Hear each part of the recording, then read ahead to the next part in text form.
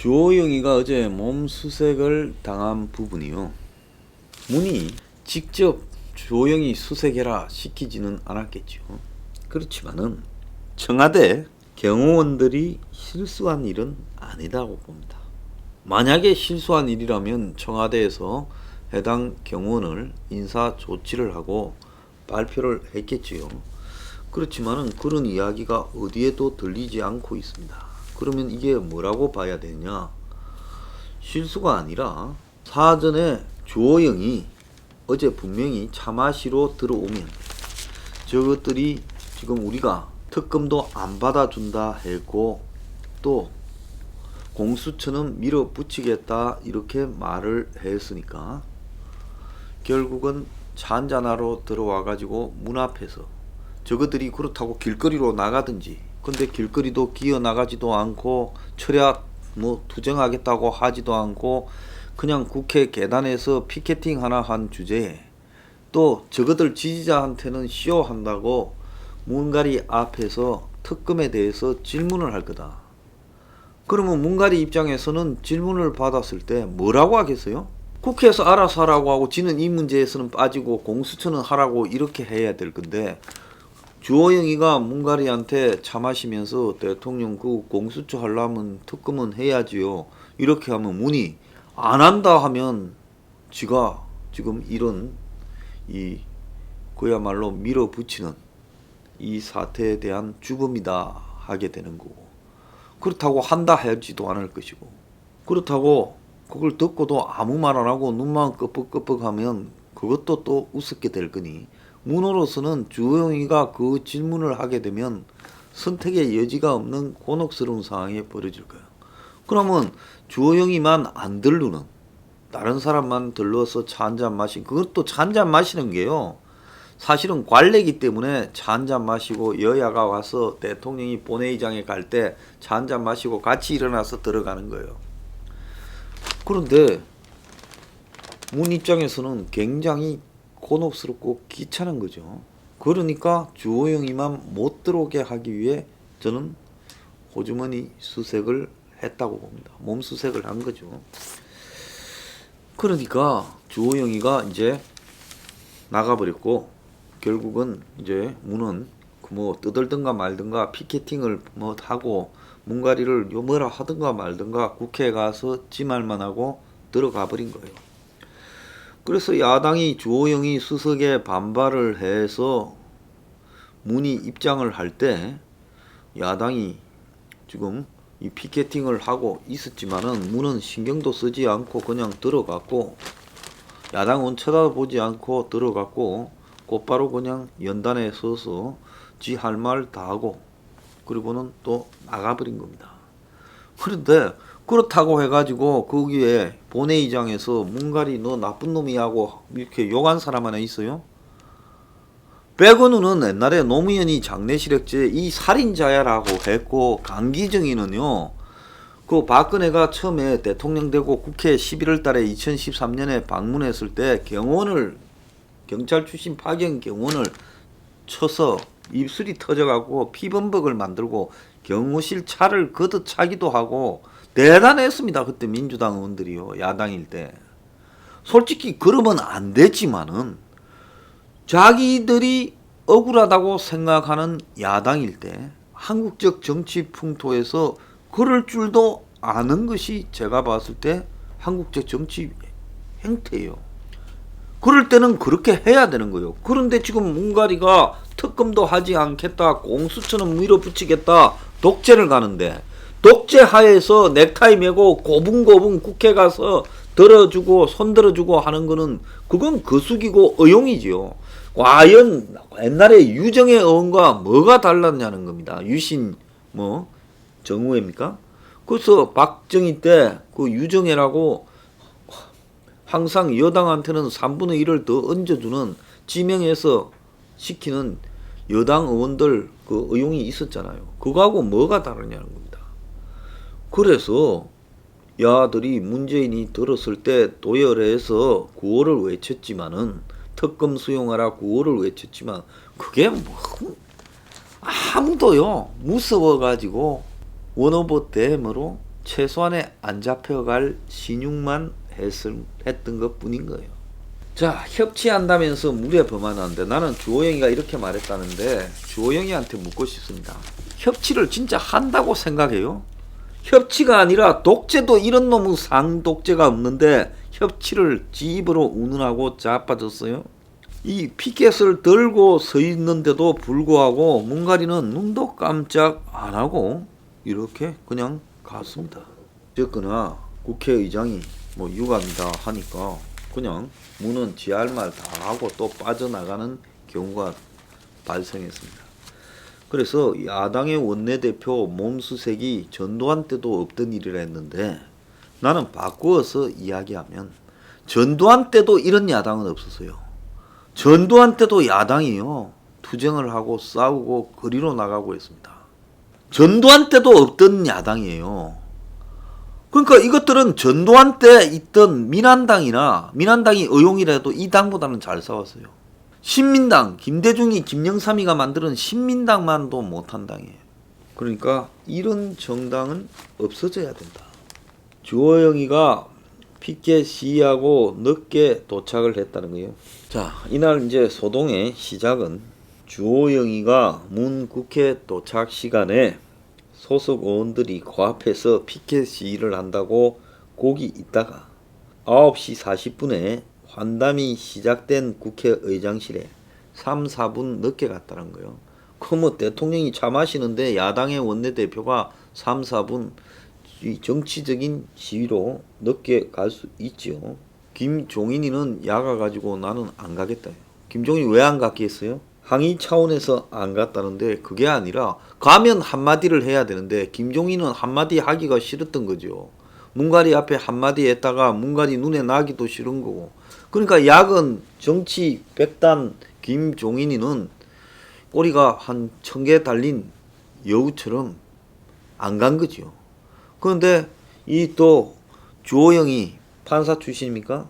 이자는 또 가가지고 쇼 좀 하고 또 그러려고 쫓아간 거예요. 또 기본적으로 이런 자들의 속성은 반대당 출신 대통령이라도 예의를 지켜야 된다. 요런 데 또 집착하는 속성이 있죠. 그래가지고 3, 4분 늦게 갔다는 겁니다. 근데 간 사람 일행이 거기에 참여하게 돼 있는 사람이 이낙연이, 김태년이, 여당의 대표 원내대표, 정의당의 김종철이, 김명수 대법원장, 정세균 국무총리 등이 멤버였다는 거예요. 그러니까 3부 요인과 여야당의 원내대표급이 참가하는 자리였다는 겁니다. 그래서 이 사람들은 문이 도착하기 전에 몸수색을 받지 않고 의장실에 들어갔고, 그리고 의장과 대통령이 입장을 하고 문이 닫혔다는 거예요. 그러면 이제 이 국회의장실에 주호영이가 3, 4분 늦게 들어갈라 하니 문 밖에 있던 경호처 요원이 신분 확인을 요구하면서 양복 주머니에 뭐가 있냐 물었고, 주호영이가 휴대전화라고 하자 경호원이 손으로 원내대표 몸을 더듬으면서 수색을 진행했고, 검색봉까지 갖다 대자 원내대표는 수색 당하면서 들어갈 수 없다고 본회의장으로 돌아갔다는 겁니다. 이게 이 내용이래요. 자, 그러면 한번 봅시다. 문갈이 들어갈 때 미리 가 있던 이 3부 요인이나 여야당의 다른 대표들은 몸수색을 했겠어요? 안 했지요. 이게 문 닫혔다고 몸수색을 하고 안 하고가 어디 있습니까? 그럼 이거는 뭐냐? 늦게 갔다고 몸수색합니까? 그것도 아니에요. 그러니까 결국은 주호영이가 늦게 들어가 가지고 그것도 국민의 똥당을 대표해서 문가리 앞에서 쇼하는 부분을 문이 듣기 싫어서 그냥 몸수색해서 쫓아내버렸다. 이렇게 봐야 되는 거죠. 자, 이 사건의 핵심은 주호영에 대해서 문이 무례하게 했다. 그래서 야당을 무시했다라는 게 아니라 한마디로 노예화된 길들여진 야당이 얼마나 지금 천대받고 있는가. 그러니까 문가리는 야당을 갖다가 학대하고 야당에 대해서 자꾸 야당을 이렇게 무시하고 그럼으로써 야당이 그런 꼴을 당해도 저항하지 못한다는 것을 국민 앞에 보여주는 그런 쪽으로 지금 이 방향을 끌고 가고 있어요. 자, 어제 이 사연을 보면서 주호영이나 국민의 똥당이 화가 난 게 아니라 진짜 화가 난 사람은 국민일 거라고 저는 보고 있습니다.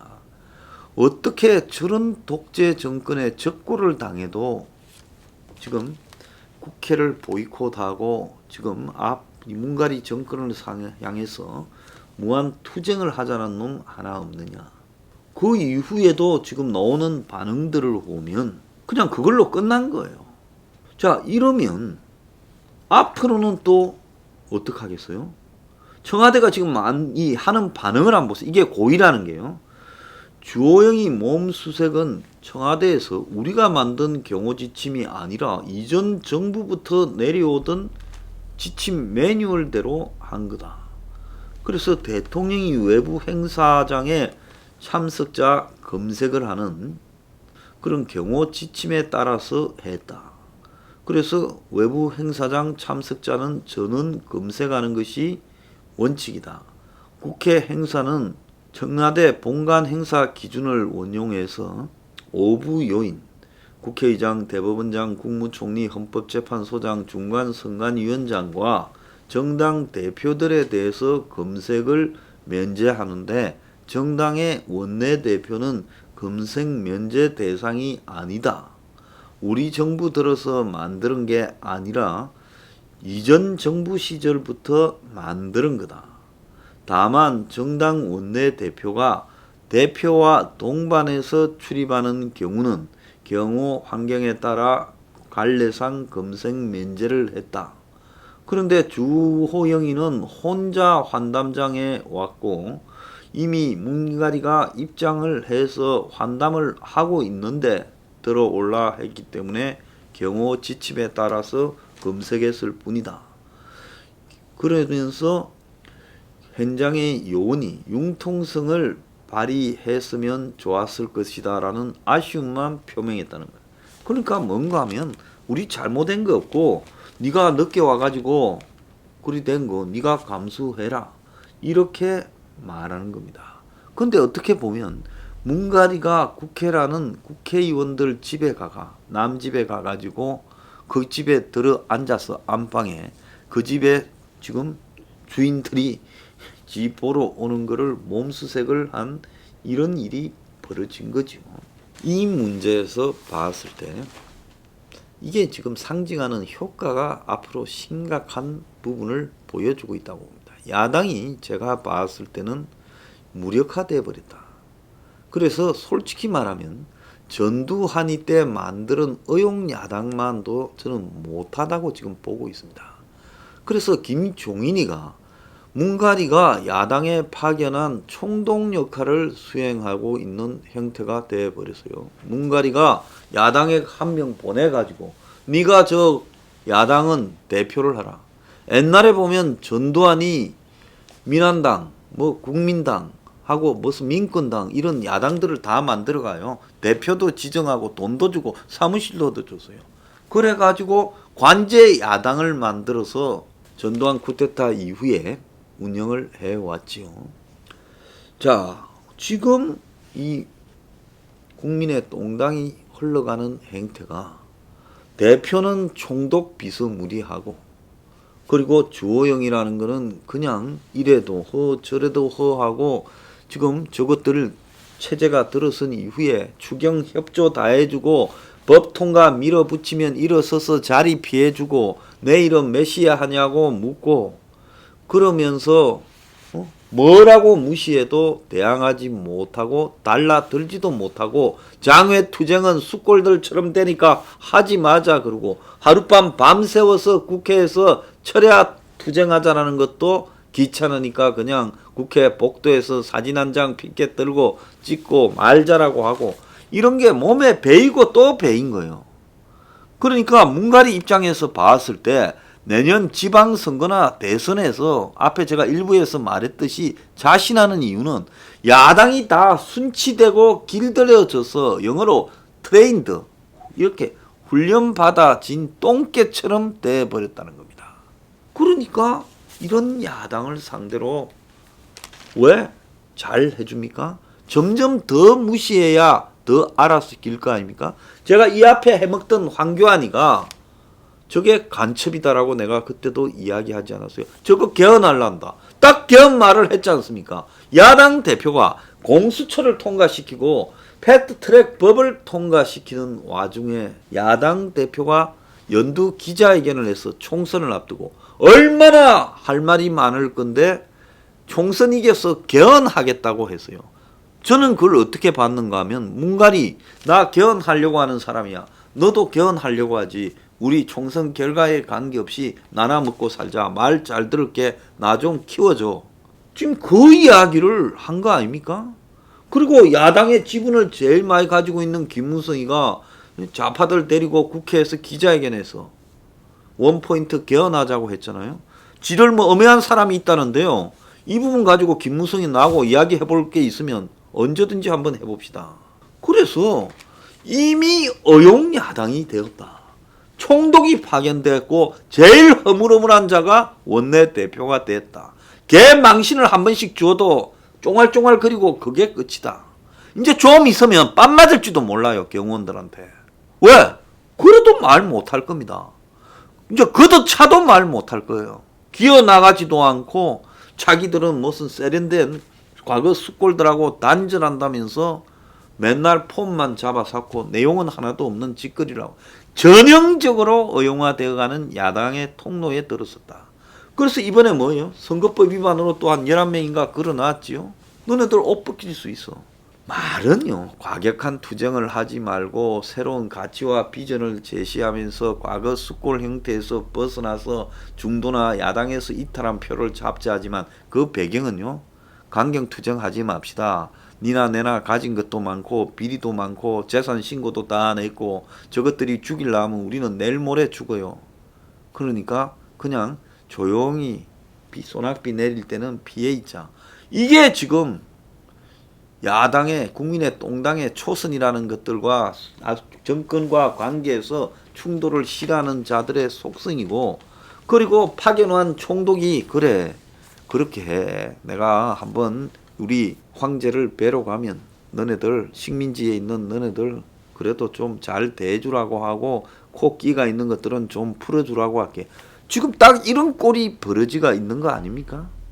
자, 그래서 하는 것만큼 대우받고 지금 취급받고 있다는 겁니다. 그래서 이건 제가 볼 때 이런 자들이요. 재보선을 이기고 대선을 이겨요.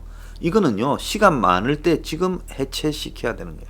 그래서 지금 국민의 똥당에는 지도부 해체에 돌아가고요. 저는 이 당 자체가 산산이 조각나고 보수는 여러 갈래로 흩어졌다가 거기에서 다양한 주장들이 등장하고 그리고 국민들에게 그야말로 지지받을 수 있는 내용을 가진 집단들이 나오고 그래서 힘을 모아서 새롭게 탄생해야 된다. 이렇게 봅니다. 저는 이런 의용 집단을 가지고는 천년을 가도 선거 못 이긴다고